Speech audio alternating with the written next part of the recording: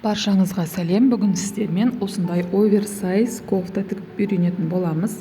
Мен штапель матасын қолдандым. 1 метр мата кетті. Матамды осылай 4-ке бүктеп алдым. Бүктегенде міне 35 сантиметр ені. Енді мойын ойындысын белгілейтін боламыз. 9 сантиметр белгіледім. Төменге қарай 5 сантиметр түстім.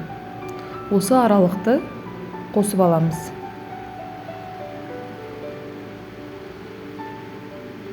Енді бізге иығын белгілеуіміз керек. Мына шет жағынан 7 сантиметр төмен түсеміз. Осы аралықты қосып аламыз.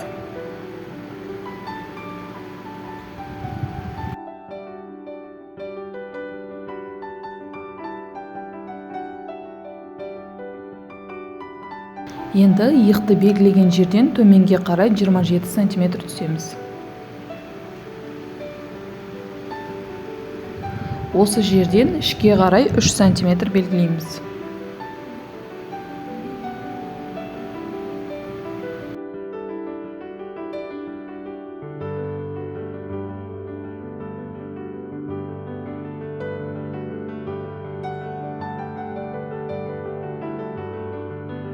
Енді сізге қанша ұзындық қажет, соны осылай белгілеп аласыздар.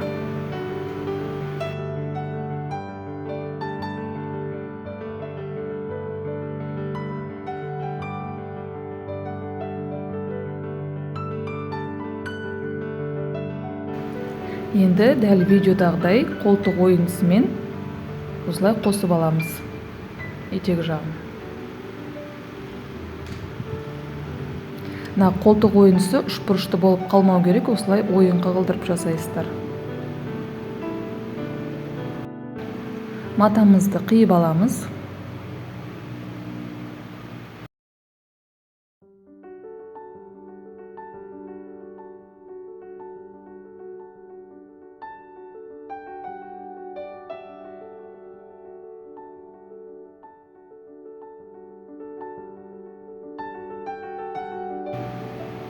Енді мына алдыңғы бойдың мойын ойындысын кішкене оямыз. Төменге қарай 3 сантиметр түсіп, осылай белгілеп аламыз.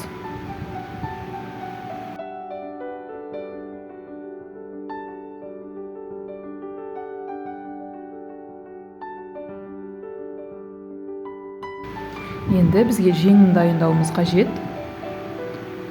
54 сантиметр осылай белгілеп алдым. Және де қанша ұзындық қажет, сізге соны белгілеп аласыздар.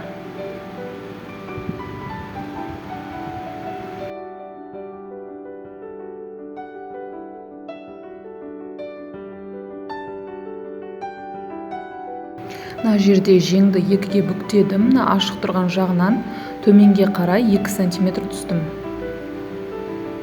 Осы аралықты осылай белгілеп алдым. Қиып алып тастаймыз бұл жерді.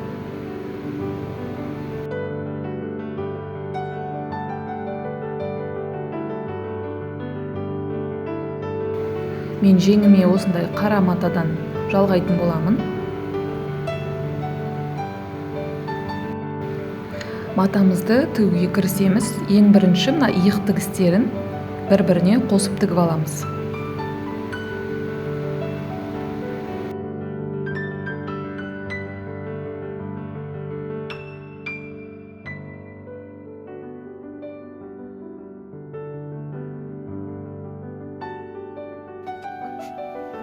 Міне иық тігістерін тігіп алдық. Енді бізге жеңін қосуымыз қажет. Мына жеңді маған кең болып тұр, сол үшін осылай қысқартатын боламын. Екі жағында осылай қиып тастадым. Төменгі жағынан.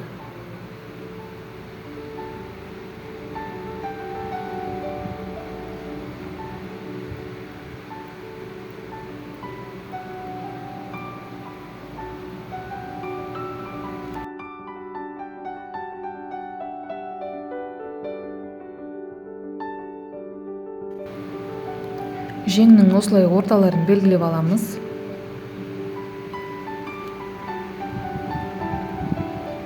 Қолтық ойындысына әкеп осылай қосамыз.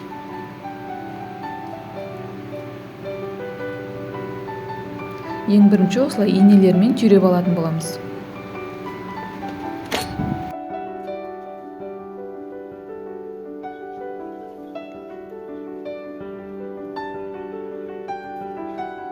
Екі жеңін де осылай қосып тігіп шығамыз.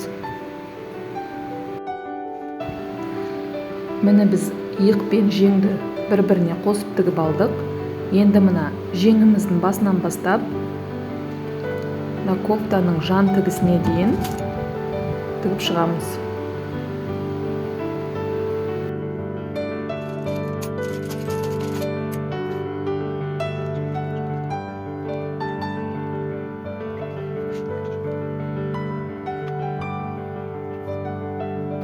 Осылай жеңінен бастап тігіп шығасыздар.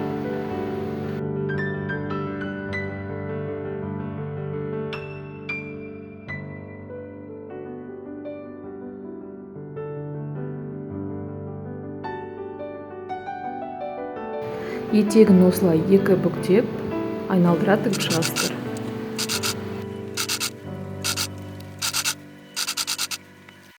Бізге енді мойнын өңдеу қалды.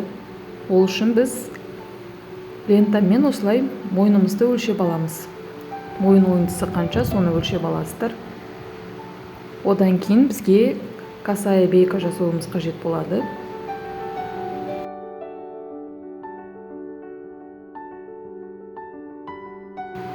Қалдық матадан осылай қиып аласыздар.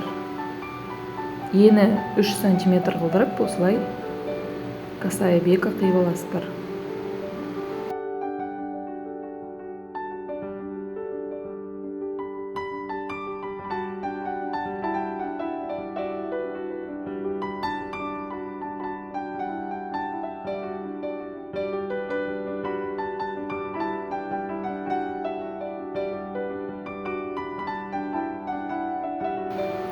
Міне мен осылай екі матам жетпегеннен кейін екі матаны осылай қосып тігіп аламын.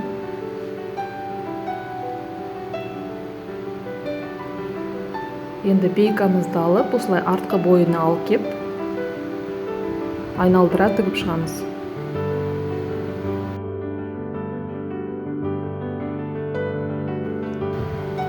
Енді бейкамызды осылай екі рет қайырып, үстінен бастырып тігіп шығамыз.